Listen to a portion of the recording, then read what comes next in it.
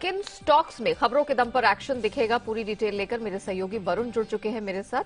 Varun, good morning. जरा बताइए, हमने ये तो समझ लिया कि ब्रॉडर मार्केट्स में कहाँ कहाँ ध्यान देना है, नहीं देना है, क्या करना है।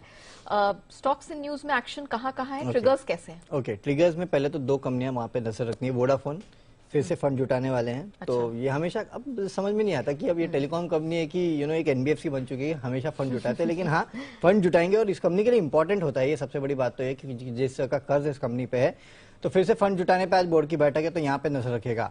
वोकार्ड राइट इशू पे चर्चा करने वाले हैं। बेसिकली 6 जनवरी को इन्होंने राइट इशू के बारे में बता दिया था, अप्रूव कर दिया था, उस पर आज चर्चा होने वाली है, तो इसके चलते आज यहाँ नजर रखेगा।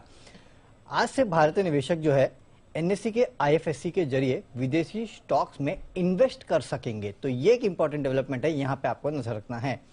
एक्स डेट है सुप्रीम इंजीनियरिंग स्टॉक स्प्लिट 10:1 की, तो यहाँ पे नजर रखेगा। वेदांता, कल बोर्ड की बैठक थी और बोर्ड ने 13 रुपए प्रति शेयर के अंतरिम डिविडेंड को मंजूरी दी है। 10 मार्च को इसकी रिकॉर्ड डेट है और इस डिविडेंड के आउटफ्लो के चलते कंपनी पे कल कुल 4,832 करोड़ के आसपास का बोझ पड़ेगा, यानी कि उतना आउटफ्लो होगा। यूपीएल कंपनी ने 875 प्रति शेयर के भाव पे बायबैक की घोषणा की है। करीब 1100 करोड़ के आसपास का बायबैक जो है कंपनी करने वाली है और 1.257 करोड़ शेयर्स का बायबैक ही कंपनी करने वाली है। ओपन मार्केट रूट के जरिए ये पूरा बायबैक होने वाला है।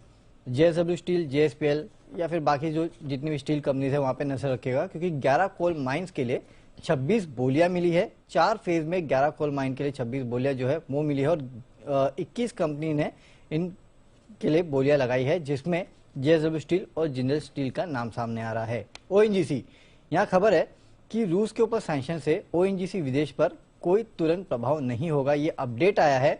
और एक्सॉन की शैकलेन 1 से एग्जिट के चलते ओएनजीसी विदेश अगले कुछ हफ्ते पार्टनर्स के साथ काम करेगी ऑपरेशंस चालू रखने के लिए। तो कहीं ना कहीं ये खबर जो है ओएनजीसी के लिए आई, हालांकि कोई खराब खबर नहीं है, ठीक ठाक है।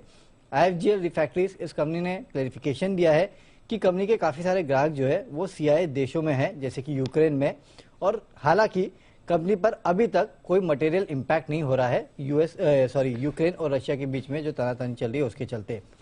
रेलवे स्टॉक्स आखिरी में यहाँ पे नजर रखेगा, खासकर जो प्राइवेट रेलवे स्टॉक्स हैं, जैसे कि टीटागढ़ वैगन हो गया, कर्नेक्स माइक्रो हो गया, क्योंकि रेलवे मंत्री अश्विनी वैष्णव की तरफ से ये बयान आया है कि आगे आरएनडी जो है रेलवे में उसको प्रमोट करने के लिए जल्द एक पॉलिसी लेके आने वाले हैं और आरएनडी में कुल सरकार का जो एलोकेशन होता था उसमें से 90% जो है वो प्राइवेट सेक्टर को जाएगा, इस तक का बयान आया है और अगले 7 से 8 दिनों में हो सकता है कि ये पॉलिसी आए। तो इसके चलते जो प्राइवेट रेलवे स्टॉक्स है वहां पे नजर रखिएगा। Okay, point taken Varun, thank you so much हमारे साथ जुड़ने के लिए, बताने के लिए किन स्टॉक्स में खबरों के दम पर एक्शन रहे।